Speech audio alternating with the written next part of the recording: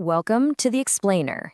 Today, we're taking a deep dive into a hidden, incredibly high-stakes financial city. We're stepping right into what we like to call the short-term trading outpost. It's this high-speed district of the global financial system. In the rest of the financial world, people might buy a house and hold on to it for 30 years, or invest in a company to hold, well, forever. But in this neighborhood, everyone is in an absolute rush. Literally no one stays for more than a year, and the deals being made are absolutely massive. Let's just jump right in. So, what actually happens if the world's cash plumbing gets completely clogged? I mean, it sounds like some wild hypothetical, right? But it's a very real scenario that literally keeps central bankers awake at night. We're talking about the invisible systems that keep corporations running, banks lending, and global trade actually flowing. If this plumbing stops working, the entire global economy just freezes in a matter of days. And that plumbing, that's the money market. Here's our tour map for today. First, welcome to the outpost. Second, translating the yield dialects. Third, the government and the banks. Fourth, corporate IOUs and crises. Fifth, the European neighborhood. And finally, number 6, the global cash plumbing. All right, Section 1, welcome to the outpost, the rules of the short-term financial city. Okay, let's dive into this district. At its core, the money market is a place that deals exclusively in short-term debt. Now, why does a market like this even need to exist? Well, it's simply because the massive cash inflows and outflows of giant corporations, governments, and banks, they rarely match up perfectly on a day-to-day basis. The money market steps in to fix that. It allows those with a temporary surplus of cash to earn a little interest, and those with a temporary shortage to borrow it instantly, just to keep the lights on. But, you can't just walk off the street and start trading here. There are 3 very strict rules to get into this exclusive financial club. First rule, go big. You are not trading $100 here. We're talking blocks of $1 million to $10 million at a time. Second rule, stay safe. Only the absolute most trusted citizens, think major governments and top-tier corporations, can issue debt here. There's just no time to worry about defaults. And the third rule, the stopwatch. Every single deal has to have an original maturity of 365 days or less, period. Moving on to Section 2, translating the yield dialects, understanding the secret math of the market. So traders in this outpost essentially speak different mathematical dialects. For instance, a Treasury bill's return is usually quoted as a discount yield.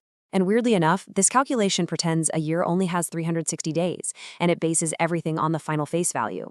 But to avoid getting cheated and to make sure these deals can actually be compared to standard bonds fairly, traders have to use formulas to translate this into a bond equivalent yield. This one uses a true 365-day year and the actual purchase price. It's a wildly fast-paced environment, so knowing how to translate the math on the fly is absolutely crucial for survival. Section 3, the government and the banks. The big players moving millions overnight. In this part of town, the U.S. government and megabanks absolutely dominate the action. If we look back at 1990, Treasury bills and repos were, sizable. They were sitting around $300 to $400 billion. But fast forward to 2021, the market has completely exploded. Treasury bills jumped to almost $3.8 trillion, and repos ballooned to over $6.2 trillion. The sheer volume of cash just sloshing around every single day has grown exponentially. It's almost hard to wrap your head around. Because the U.S. Treasury constantly needs cash to fund the daily budget, they are the biggest player on the board. They issue T-bills through a high-stakes weekly auction. And here is exactly how that game is played. First, the smaller players submit what are called non-competitive bids. They're essentially saying, hey, I'll take whatever interest rate everyone else gets. Then, the giant bank dealers step in, they submit competitive bids, demanding a specific yield. Finally, the Treasury fills the orders. They start from the lowest yield and move up until they have enough cash. The highest yield they're forced to accept, that becomes the uniform stop-out price. And that's the price everyone, big and small, ends up receiving. But what about the banks? Well, at the end of every day, banks check their cash reserves. Some have too much, some have too little. To balance this out, they have 2 main options. The first is federal funds. This is basically just a digital handshake. A bank with extra cash loans it to a trusted partner bank overnight, totally unsecured. But if a bank needs cash and the lender wants some collateral to feel safe, they use a repurchase agreement or a repo. You can think of a repo like a really high-end pawn shop. A bank sells a treasury bond to an investor for cash today. with a rock-solid promise to buy it back tomorrow for a slightly higher price. So how does this high-end pawn shop actually protect itself? Through something called a haircut. If a bank pledges a $10 million bond as collateral, the lender isn't just going to hand over $10 million in cash. No way. They'll give them, say, $9.8 million. That missing $200,000? That's the haircut. It's a buffer that protects the lender just in case the borrowing bank defaults and the bond's market value drops before the lender can sell it off. All right, Section 4, Corporate IOUs and Crises. When good names and safe assets go bad. Look, big corporations like Apple or GE, they don't always want to jump through all the tedious hoops of getting a traditional bank loan just to cover their weekly payroll or, buy some inventory. Instead, they write massive IOUs. We call these commercial paper. It's an unsecured promissory note, and it's backed by absolutely nothing except the company's stellar reputation and their incredibly low risk of bankruptcy. But, as we all know, reputations can be deceiving. Let's look at a real cautionary tale here. Back in the mid-2000s, companies started issuing asset-backed commercial paper. So instead of just using their good name, they backed these IOUs with pools of financial assets. By July 2007, over half of the entire market, we're talking $1.19 trillion, was asset-backed. The huge problem? A massive chunk of those assets were toxic subprime mortgages. When the housing market collapsed, literally no one knew which commercial paper was tainted. Investors completely panicked, they stopped buying, and the market just froze. It cut off vital short-term funding and really fueled the fires of the 2008 financial crisis. Moving over to Section 5, the European neighborhood, a bank-based financial system across the ocean. The U.S. system is heavily market-based. It's dominated by government T-bills, and it uses the Fed funds rate as its heartbeat. But Europe? Europe is a different story. Their system is deeply bank-based. European banks rely incredibly heavily on the money market for their daily liquidity. They use repos far more than unsecured lending, and they benchmark everything to the euro short-term rate, or the ESTR. To really wrap your mind around the scale of Europe's reliance on collateral, consider this staggering number: 11 trillion euros.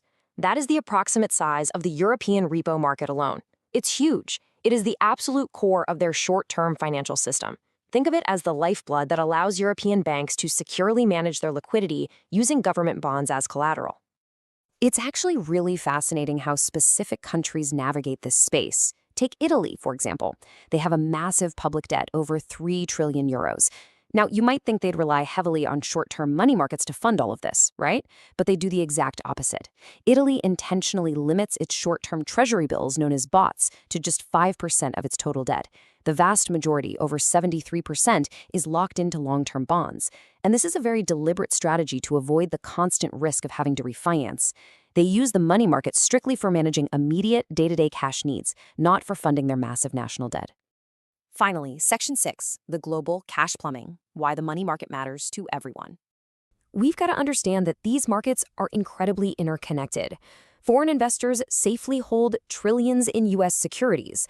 Meanwhile, trillions of U.S. dollars, called eurodollars, are held in foreign banks, operating entirely outside of strict U.S. regulations. For decades, the baseline interest rate for these offshore dollars was LIBOR, the London Interbank Offered Rate. It was quite literally the world's most important number. That is, until a massive scandal revealed that banks were manipulating it for profit. That whole mess forced a global shift to a much safer standard called SOFR. Add in the fact that the European ecosystem alone moves around 14 to 15 trillion euros, and you start to see just how massive this global web really is. The absolute most crucial point to take away from all this is simple. The money market is the world's cash plumbing. Most of the time, it's completely invisible. You don't even notice it when you use your credit card, get paid by your employer, or buy groceries. But if this plumbing clogs, if banks suddenly refuse to lend overnight, or if the repo market freezes up because collateral is doubted, the entire global economy stops working in a matter of days. It is the incredibly fragile foundation upon which all long-term finance is built. And that brings us to a final thought for today. The next time you see a headline about central banks changing interest rates, don't just think about your mortgage or your car loan. Stop and ask yourself, is the global cash plumbing holding up? Because right behind those headlines, there are trillions of dollars moving overnight, desperately keeping the gears of our world turning. Thanks for joining me on this explainer. Keep learning and keep asking questions about the hidden mechanisms that shape our world.